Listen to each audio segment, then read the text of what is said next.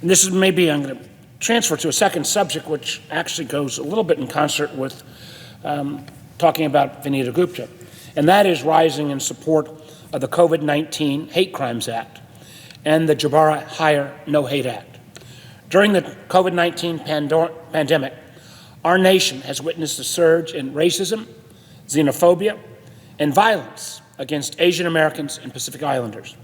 In fact, between March of last year and February of this year, there were nearly 3,800 hate incidents targeting Asian Americans. It should go without saying that these actions have no place in our communities. To address this spike in anti-Asian rhetoric and hate crimes, we must stand in solidarity with the AAPI community, and we must act against these heinous crimes. The COVID-19 Hate Crimes Act helps address this crisis head-on. This bill very simply requires Attorney General Garland to designate a coordinator within the Department of Justice to expedite review and facilitate reporting of COVID-19 related hate crimes. Further, it requires the DOJ to issue guidance to state and local law enforcement to equip them with the tools needed to deal with the disturbing surge in incidents targeting the AAPI community. It's tragic, but not surprising, that hate crimes in America have always been critically underreported.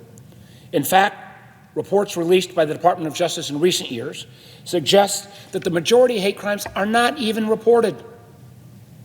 Not even reported. Our current patchwork system, paired with inconsistent reporting and resources, guarantees that many instances of hate-related violence and crimes go uncounted. Not only does this mask the true scale of hate incidents across our nation, it also means that investigative resources and support structures may not be available to victims who need them. This problem can be exacerbated by cultural and language barriers and made even worse by the pandemic, which has made it more difficult for folk to get connected with reporting mechanisms or useful resources. Fortunately, the COVID-19 Hate Crimes Act seeks to address these challenges by providing a clearinghouse for these cases. Over the past decade, our nation has seen a steady rise in hate crimes. Groups and individuals targeting minority and religious groups have increasingly perpetrated sickening acts of violence, fueled by hateful ideologies. We've seen that here on January 6th, but we also saw it earlier in my state, in Virginia. In Charlottesville, back in 2017, we saw this hate and violence on our streets when a white supremacist drove a car into a group of peaceful protesters, injuring many and killing a young woman named Heather Heyer. It is critical that we give our law enforcement the tools they need to curb these horrific acts.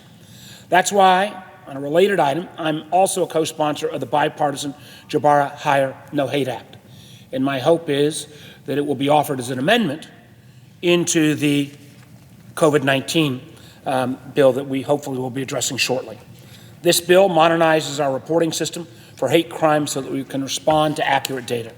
It also provides grants to establish hate crime hotlines to record information about hate crimes and to redirect victims and witnesses to law enforcement and local support services as needed.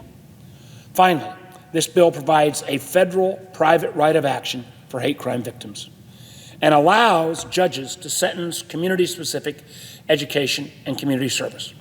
Together, these changes create a new model for addressing these crimes and preventing them from going unreported or unpunished. Both the COVID-19 Hate Crime Act and the Jabara Hire No Hate Act are straightforward pieces of legislation that give victims and law enforcement officers the tools they desperately need to tackle the increasing prevalence of hate incidents in our country. I would hope that we move quickly on both these pieces of legislation in major bipartisan fashion. With that, Mr. President, I yield the floor.